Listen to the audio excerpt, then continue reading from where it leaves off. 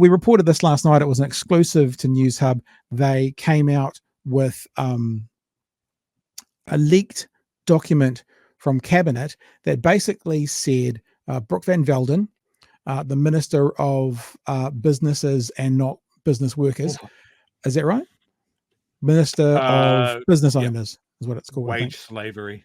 It was talked about in a document from the Cabinet that she was ignoring official advice. Now, what you're going to hear in part of the conversation today is, well, we take advice and then we choose whether we're going to listen to it or not.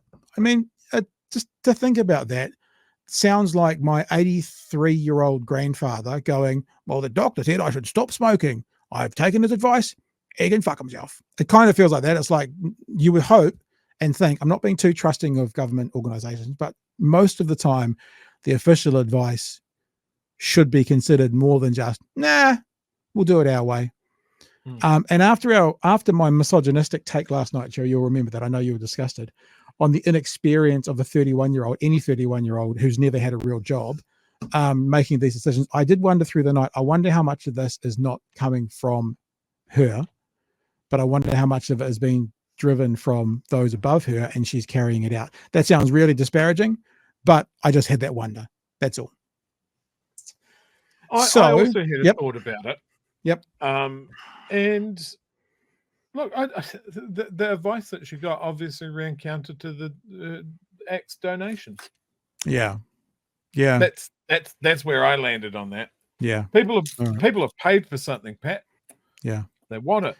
Yeah, and they're not getting it with some of the things, the app tax being left on. Those investors to the National Party aren't very happy. Others may not be.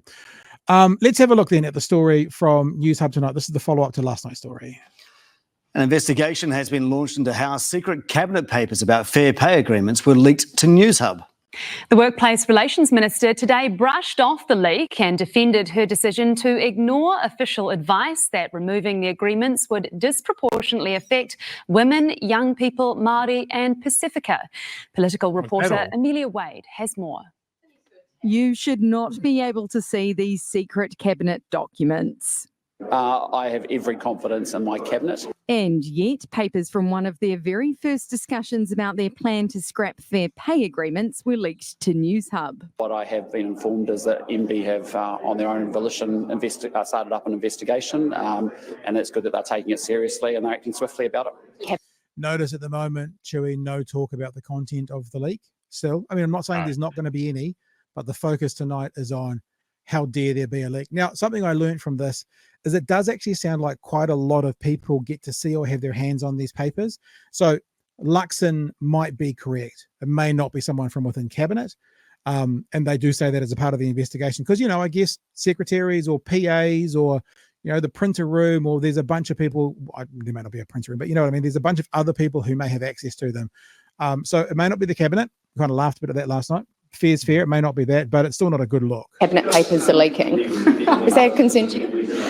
Look, there's an inquiry. I don't think a laugh at that point is a particularly appropriate response. I mean, I wonder if that's a kind of like defense, like his or whatever to laugh at. Very underway. Is it a laughing matter? Well, no, I just think, there are bigger issues than leaks of cabinet papers about fair pay agreements. I agree. There are bigger issues like the content of the leak. That's a bigger issue. Why don't we talk about that? No laughing matter for the Chief Executive of the Ministry of Business, Innovation and Employment, who told Newshub in a statement she's taking it very seriously and had commissioned an investigation into the possible source of the leak and will ask all agencies who had access to the cabinet paper to participate. Yeah, so that's the thing that I'm like, I wonder how many that is. All agencies who had access to the cabinet paper. So just thinking how many people could have seen it. It may not be from the cabinet. I guess we shall see. Well, look, it is disappointing, but I'm not going to speculate on how it's happened. The two leaked documents revealed the minister is ignoring Treasury advice that because women, young people, Māori and Pacific peoples overwhelmingly work in low-wage jobs with poor conditions, they would be disproportionately affected by the repeal of fair pay agreements. You want to know something? That footage is identical to the footage from the story last night. The reason I know it's identical is I've made a TikTok out of it. It is identical. I'm not saying that's good or bad, but it's interesting to know they just got the footage from last night and go, chunk, and put it in the footage from tonight. Just an interesting observation. That's all. Advice is advice, and the government is the government. I'm here, elected by the people, to do what New Zealanders voted for. Does your government respect? How do we feel about that, Chewie? What New Zealanders voted for? Yeah, I noticed that turn of phrase, and yeah, I don't know. It's not overwhelming, and it's just this government for all people, even the ones that didn't vote for us, is what did it last? Like 3-4 weeks, and that was mainly the negotiations. And then as soon as they're up to something, they're like, "Get fucked! It's not about you." This is a National Party promise, I think. Was the National Party were involved? But I am more and more interested. I don't know if it's this story or not, but one of the stories I looked at tonight talks about a lot of the heat that Luxon's getting is from the policies that are from his coalition partners. I think it's fair to say that if any one of those policies that either New Zealand First or ACT put through, you can't say that they are policies that New Zealand voted for. It's still fair that they won and they're allowed to implement them. But if you're a 7.5%, 8%, 6.5% party, then you can say that your voters voted for, but like if it's an ACT party policy, then and only ACT, then New Zealand First voters and national voters weren't voting for that policy. I don't know. I might be being a bit pedantic, but it just feels like kind of going, all of New Zealand wants this. You're like, well, yeah, no. And look, I think that's a danger for any politician in any government to go, well, we're the government, so all New Zealand's voted for this. And it's not. It's like, if you're going to try something like this, fucking defend it. Like, explain to those overwhelming low wage earners why getting rid of fair pay agreements in their industry is a good thing for them. They're not going to, because they can't, but it's great for our donators. It's great for the guys that vote for us already, that employ those workers. That's why we're doing it. So shut the fuck up. I also Keep think working, troll. I guess the point is they don't have to convince us now, do they? Because they're in power. So they don't need to come out and say, this is why we're doing it. They just need to go, well, we're doing it, which is true. And both whoever's running the country can do that. I just get a little bit sort of pissy maybe when people claim that this is what New Zealand wants, if it's an ACT policy or a New Zealand First policy or even a national policy. National's got more right to claim that because they're a much bigger party. But, in general. Let's keep going with our hairless leader. Oh, I turned off the thing, didn't I? I turned off the sound. I'll go back a smidge. Well, we take advice. We don't have to follow that advice. We've got a cost of living crisis here. We have this evidence that fair pay agreements would help these people. Christopher Luxon needs to justify to New Zealand why he is repealing them. The documents were also at odds with each other. The minister told Cabinet there had been consultation, but Treasury said there hadn't. Look, I met with both Business New Zealand and the Council of Trade Union 3 days after being sworn into government. At no point were we asked what we thought were the pros and cons of FPAs. We're simply asked, what are FPAs? That's So the consultation that she's holding on to was, we had a cup of tea with CTU. That's the consultation, rather than the consultation, as most of us would expect, would be we talked to the CTU about this. Never did that. But we had a cup of tea with them. That's proper consultation to you. I don't think that is a true and accurate representation of that meeting. The relations between the unions and their new minister off to a less than stellar start. There you go, Chewie.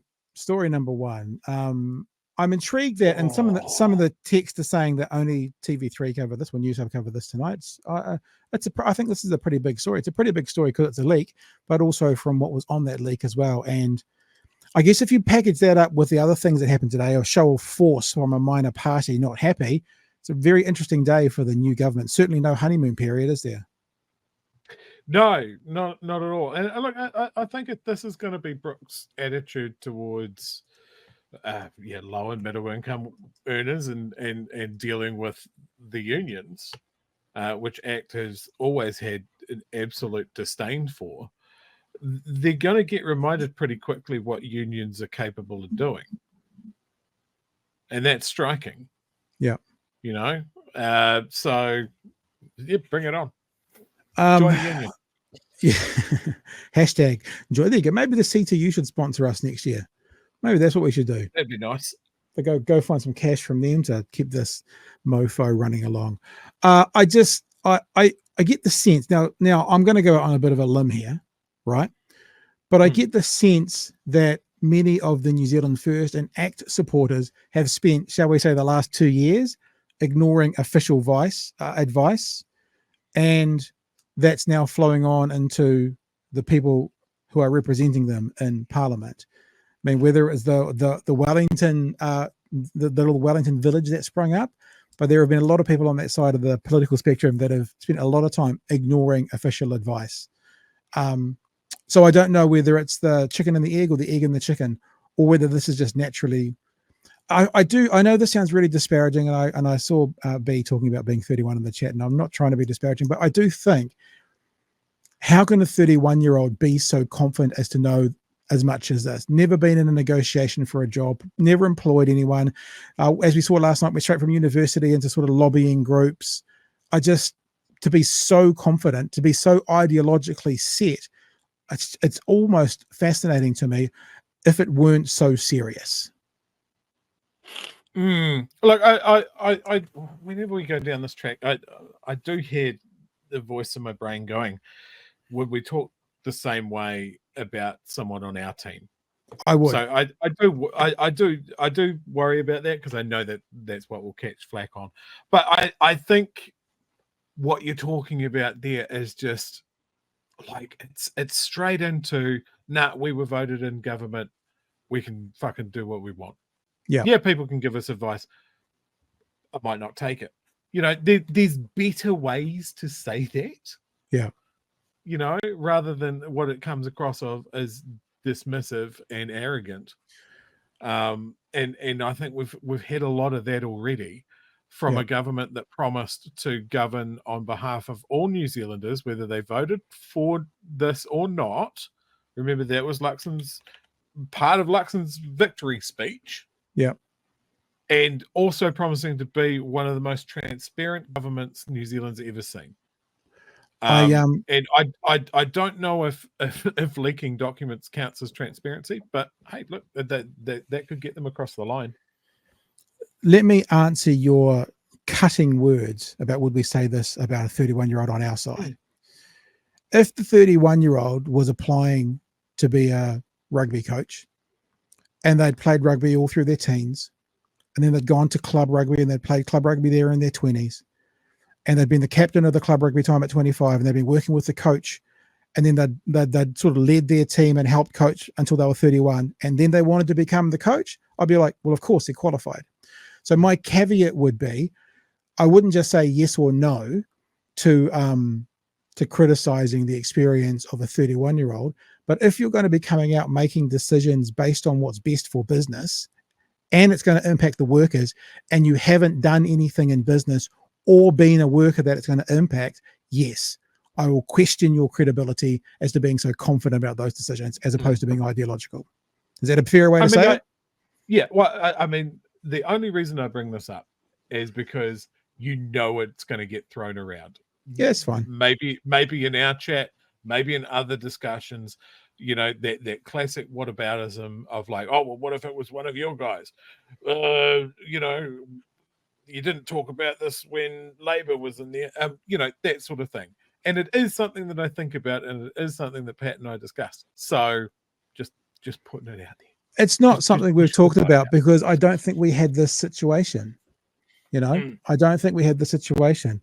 I mean, Peter brings up Chloe, for example, 29, yes. Right? Yeah. But she comes with not just her ideological bent, which is obviously a big part of what she does, but she comes every time. Like we always talk about, she always gets into those interviews on breakfast and she goes, well, I was reading the latest international research as I was coming in, so it's like, so it's citing other people who may know better. And she seems to be a genius as to being a conduit to taking information, and then applying it to her opinion, and I'm fine with that. You know, if, for example, if Brooke was citing international practice and, you know, and research and this economy that's done this under this kind of thing, rather than just going, it'll be better for business, I would have a different perspective. Look, I'll tell you something, and I said this to Chewy last night when we got off here. After I said, I love you, good night, sweetheart, because we always say that, I said, because people were talking about my conversation with Ian last night, right? And Ian Taylor, for people who weren't here. And I think for me, I'm probably different from Chewy in that I can handle speaking to someone who has a very different opinion from me, who maybe has an opinion that I am repulsed by. Being a broadcaster for 25 years coming up, 25 years, I have the skill to be able to compartmentalize my conversations with people. And I said to this to Chewy last night, I can disagree with you vehemently, but if you can show me how you got from point A to point B, from point B to point C, and that's the reason you have this opinion, I'm okay to saying I disagree with you vehemently, but I understand how you got there, and I accept that's what you think from getting there. So in other words, I could completely disagree with Brooke's position, right? But if she came out and said, well, this to this, and this to this, and the reason we're doing it is this, I might go, look, I can see how they get there. I don't agree with it because my research says this to this, and this to this, and this to this. Whereas what we're getting is just people going, business, better for business. Yeah. There's no depth to it, right? So when it, like, again, using Chloe as an example, she is an incredibly effective communicator of some, at times, quite dense and complicated subjects. For sure. And that only comes easily to someone that is across it. Yeah. Like has done the work. It's not talking points. It's not look, this is just our position. And it seems like that's what we're getting from a lot of this government, is it doesn't feel like a group of people that are across their responsibilities. It definitely comes across as a group of people like, we have a goal. Yeah. We want to do these things. These are some of the things that we've spoken about in the election, because we promised that they're on our bumper stickers. But it's not something that they have the back, like, we're doing this because we know that it will do this, it will achieve this, it will benefit these people. And I think, like, it's either they do know who it's going to benefit, they just don't want to say it out loud, or they are trying to get to the end without having to justify it. Yeah. To back it up. And it's like, that's cool. You don't have to back this shit up as much when you're in opposition, because it's, the government says something and the media comes over and goes, so what do you think about this? And then you go, it's fucking bullshit and a sham. And if we're the government, we'll do something about it. And then the media toddles off again. And you go, wow, fuck, I told them. But you haven't had to go, this is how it works. This is the mechanics of it. This is why we think this way. The only one, we don't get that from these guys. No. And I think that's what's setting my teeth on edge is we go to Brooke and it's just like, well, we'll fucking do what we want because we're the government. And just to wrap up what I was saying, because there's people in the chat saying, one person, we should do more like Pat. It's like, it's actually quite hard to do that. And I have to be honest with you, 99 times out of 100, people who I'm talking with or debating with can't do that logical thing, because what they do is they hear the headline from the front of the, if it's a religious talk, from the front of the church, or if it's a political talk from behind the whatever that's called, the podium, and they just repeat those talking points and they don't have any backing up to it. But I'll give you an example, right? There is I don't know names, and I'm not going to mention names, and I'm not trying to throw shade, obviously, and I almost hesitate to bring it up because it must be so painful. But we all know the story of the young plumber in Dunedin who died, who was one of the 4 deaths that they say could be linked to the vaccine. There's no one who said yet, but they said could be linked to the vaccine. Now, his girlfriend, fiance, wife, whatever it was, if she comes out saying vaccines kill people, her experience is 100% of my partners died from the vaccine. I can understand her position. I disagree with it, but I empathize with her, and I would not challenge her on it because I understand how she's got there. And that's just how I operate. I'm not saying it's good or bad. Many of you might disagree with how I do it. That would be I get yours. I've talked about an elderly person I used to know who had horrific things to say about Japanese people. When you delve into her story, her husband went to a Japanese prisoner of war camp and came back a different person. And so it's like, I understand how you've got to those opinions. I disagree with you. You know, I'm not ever going to join in on you, but it's that point where when she says those things, you just let them go. Because I can see how you got there, and I haven't lived in your shoes. So that's just how I operate. I don't think it's how Chewy operates, and that's one of the reasons this thing works. You know, so and I'm not saying either is good or either is bad. I just think that's how I function, and so I don't see in Brooke this whole conversation as the reason for why she's got to what she's got to, other than ideology, and that's why I'm not buying it for that 31-year-old. That's why. Yep. Is that enough? Do you want anything else? Share anything else in that? Let's Rob Burney here says, what a dumb thing to say. We're going to ignore advice from the experts because we're popular. Yeah.